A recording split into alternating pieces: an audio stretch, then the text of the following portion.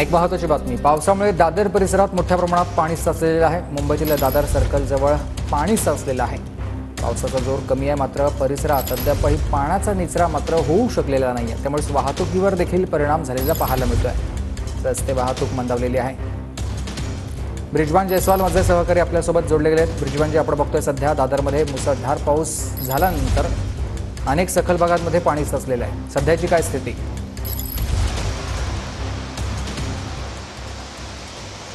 सुमित, मुंबईत आपण पाहिलं तर गेल्या अनेक तासापासून पाऊस सुरू होता, मात्र सध्या आम्ही दादर परिसरात आहोत। दादर सर्कल जवळचा हा आत्ताचा दृश्य आहे।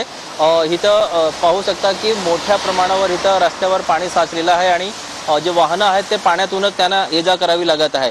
मात्र आता पावसाचा जोर जो आहे तो थोडा कमी झालेला आहे, फक्त रिमझिम दिसते। तरी देखील अजून हा रस्ता पूर्णपणे पाण्याने तुंबलेला आहे आणि अजून काही तास लागणार आहे पाण्याचा निचरा होण्यासाठी। आपण पाहिलं तर दादरचा आजूबाजूचा जो परिसर आहे, दादर स्टेशनच्या बाहेर आपण स्वामीनारायण मंदिर पाहिलं, तिथं सुद्धा पाणी साचलेलं आहे। मुंबईमध्ये एकंदरीत वाहतूक विस्कळीत झालेली आहे। पश्चिम रेल्वेचा जो अप मार्ग म्हणजे चर्चगेट साईडला जी येणारी वाहतूक आहे ती काही तांत्रिक कारणामुळे बंद करण्यात आली, फास्ट ट्रॅक बंद करण्यात आलेला आहे। त्याचबरोबर मुंबईमध्ये आंतरराष्ट्रीय विमानतळावरती जवळपास 50 विमानांची उडाण रद्द करण्यात आलेली आहे। काही विमानांच्या मार्गात बदल करण्यात आलेला आहे आणि काही काळासाठी तात्पुरता विमानतळावरून जी वाहनाची उडाण आहे ती सुद्धा तात्पुरता बंद करण्यात आलेली आहे। सुमित, नक्कीच ब्रिजवानजी, धन्यवाद तुम्ही दिलेल्या या सविस्तर माहितीसाठी।